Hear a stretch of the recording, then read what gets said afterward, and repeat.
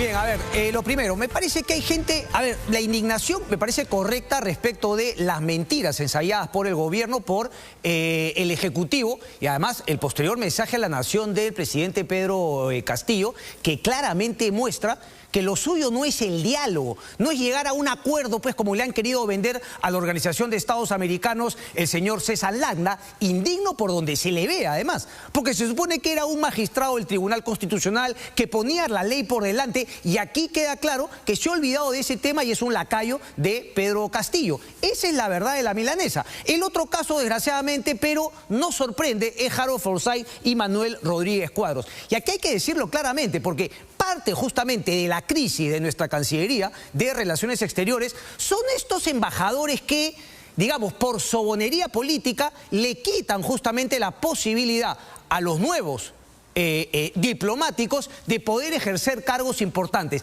Y no hay mejor ejemplo que Manuel Rodríguez Cuadros y Harold Forsyth. Además, lo que estas personas ganan por hacer este papel vergonzoso, ¿no?, de chupamedias de Pedro Castillo, y además, digamos, poniendo en juego, esto no va a pasar, pero lo digo hipotéticamente, poniendo en juego, no sé, el nombre o la situación que en verdad estamos viviendo en nuestro país, que no se trata de un golpe de Estado por ningún lado, se trata justamente de unas investigaciones, de un presidente con grandes visos de corrupción y claramente también un Congreso de la República que no ha hecho bien su trabajo, pero de ahí de querer incluir a la prensa. Por eso es que yo, la verdad, es imperdonable lo que hace Rodríguez Cuadros, Harold Forsyth y César Landa, de querer incluir a la prensa, al Poder Judicial, al Ministerio Público, a la Defensoría del Pueblo, en toda esta pantomima para poder victimizar a Pedro Castillo.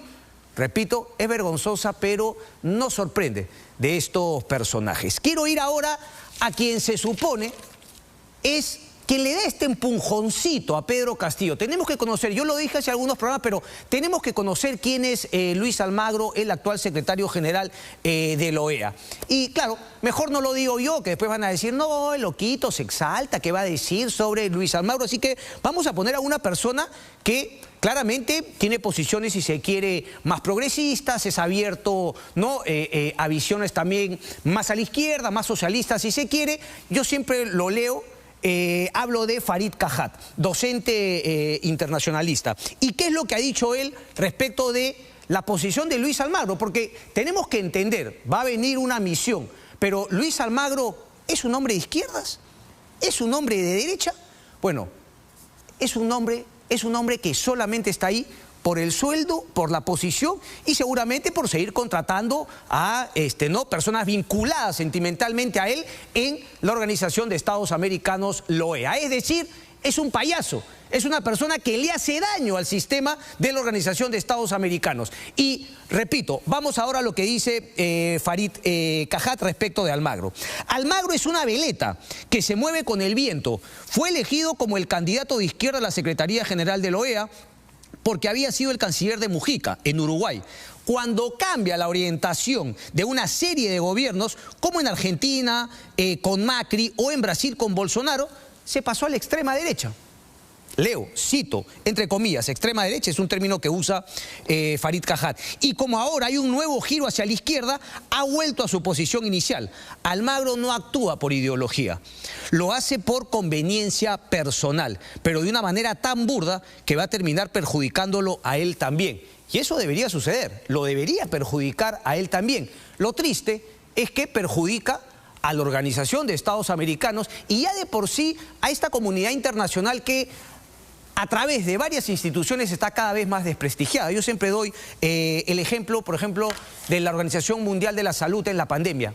Una vergüenza, ideológicamente y económicamente entregada a China, que hoy sabemos no tomó las medidas correctas, no informó a la comunidad internacional sobre el virus que se había generado y los contagios en su propio país, quiso vender su vacuna trucha al resto del mundo y que además, por no haberle dado a su ciudadanía, porque no existe libertad en ese país. Las imágenes ayer de Hu Jintao saliendo a la fuerza, sacándolo, y el nuevo líder chino muestra pues que la mano autoritaria que tenía China viene reloaded, viene multiplicada por más. Bueno, decía de China, ¿no? el tema de la vacuna ha generado que China no esté protegida como están otros países justamente contra las enfermedades graves. Hay nuevos brotes, hay contagios. ¿Y eso por qué? Porque China no ha permitido el uso de otras vacunas que se han producido en el mundo porque han insistido con izar las suyas. Esa es justamente la consecuencia que vemos ahora en China. Pero bueno, ese fue justamente el caso de la Organización Mundial de la Salud. Decía, volviendo a la OEA, que este tipo de manejos personalísimos, completamente interesados por Luis Almagro, le quita el poco peso que ya de por sí tienen. Naciones Unidas, una lágrima, no ha podido hacer absolutamente nada para enmendar la invasión de Rusia a Ucrania, por una sencilla razón, que es un organismo, primero que todo, corrupto, porque la gente que trabaja ahí solamente vive por el sueldo, se han olvidado de sus fines últimos y ahora el fin principal es simplemente tener un sueldo y mantenerte en esta planilla dorada de estos organismos internacionales.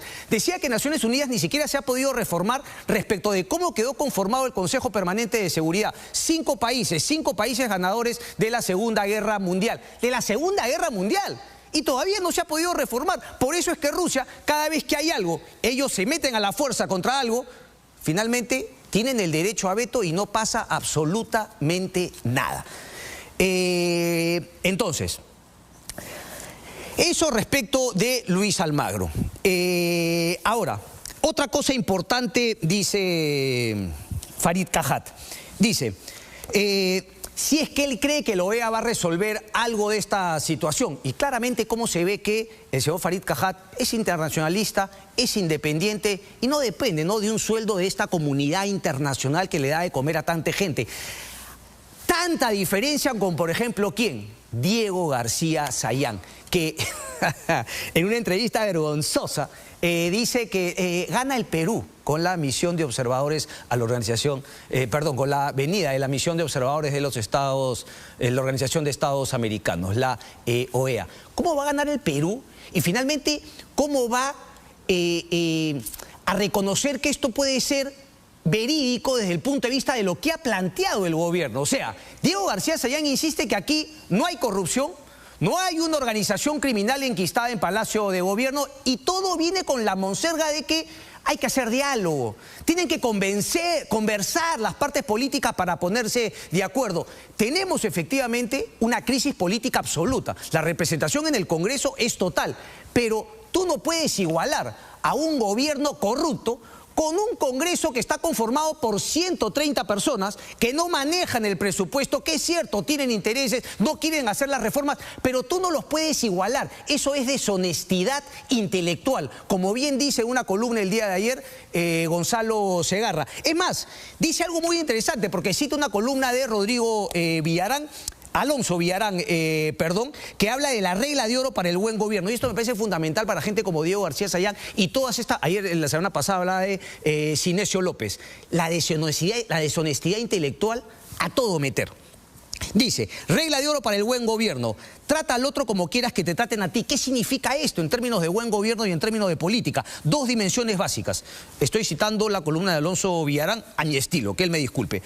Debo ser imparcial. ¿Qué significa esta frase?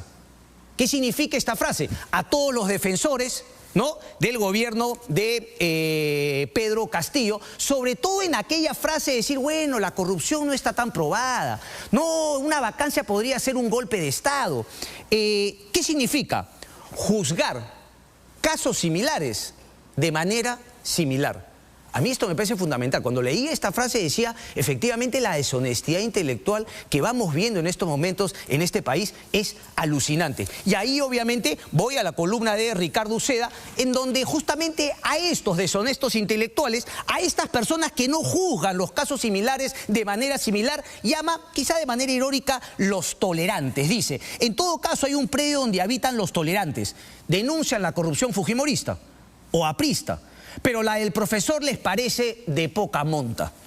Están habituados a denunciar, pero tratándose de Castillo, reclaman evidencias como para redactar una sentencia. Se olvidan de cómo juzgaban casos similares de manera similar. casos netamente políticos, y en esta situación ya no tienen una aproximación política, sino quieren ponerse tipo la justicia. Sin sentencia no hay nada que hacer, cuando recordemos, son cuestiones distintas. El tema judicial y el tema político son completamente distintos. Obviamente se retroalimentan mutuamente, pero son cosas distintas. Esto es justamente lo que criticamos en este programa. Hay más, dice, las asociaciones que defienden la democracia, los derechos humanos y la lucha contra la corrupción parecen casas de reposo.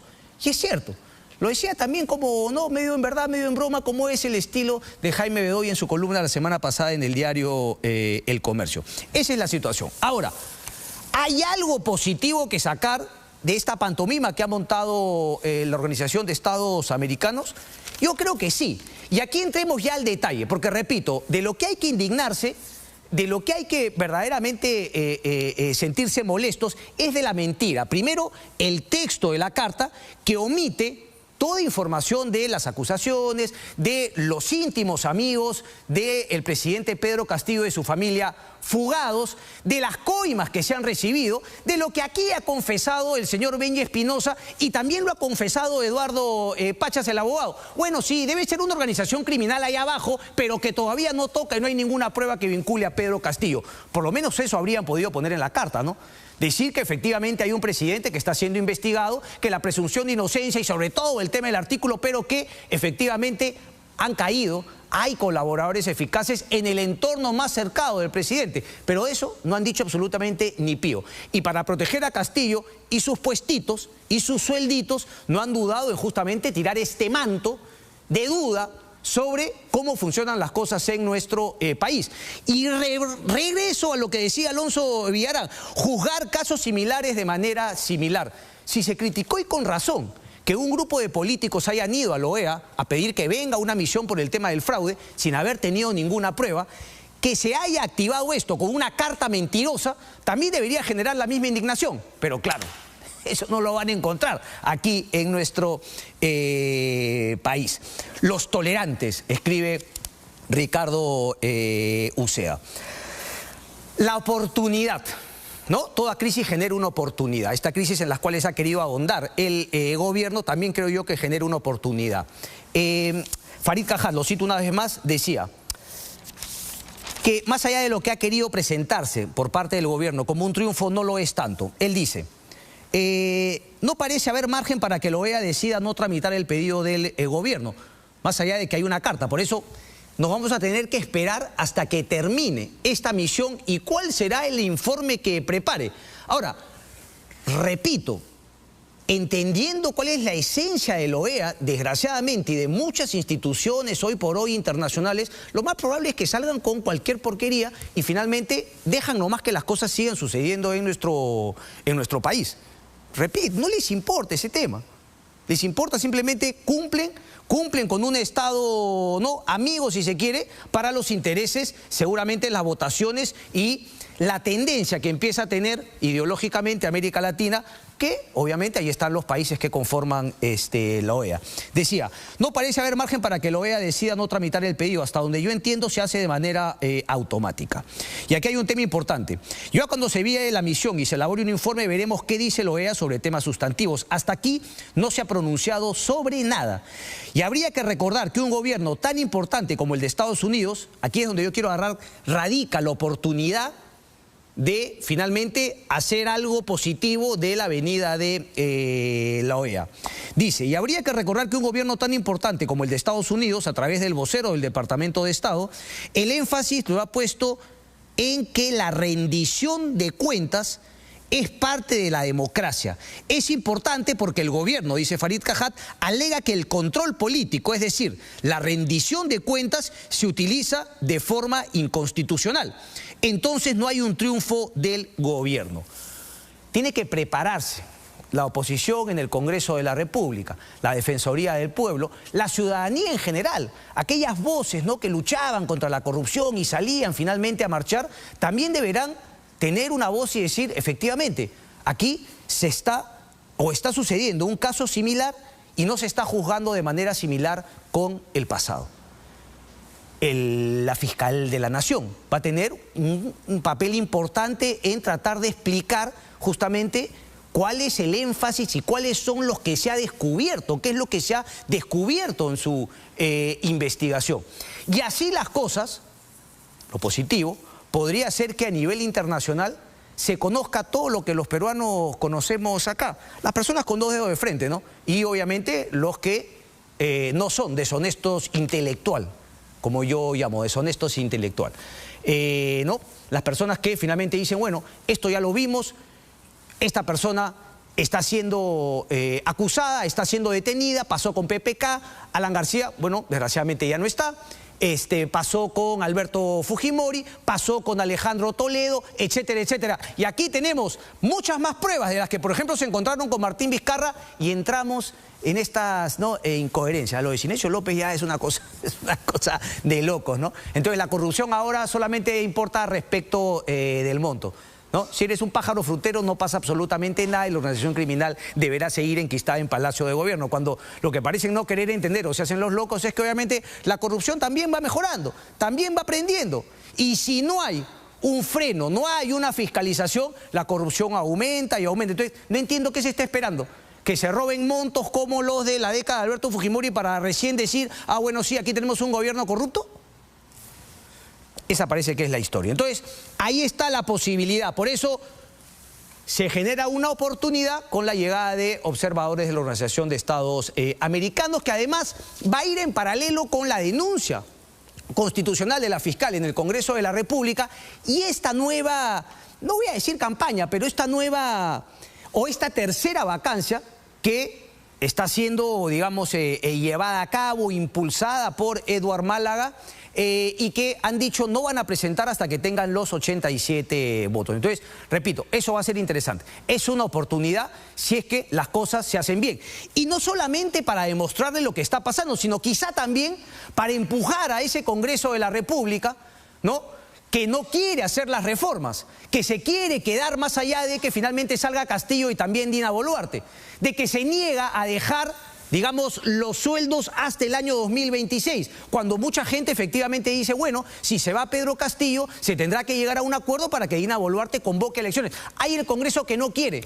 Alejandro Cabero dice que ese tema diluiría la responsabilidad del presidente. Nadie va a diluir la responsabilidad del presidente, como tampoco las acusaciones respecto de la fiscal de la Nación van a diluir todo lo que se ha avanzado contra Pedro Castillo.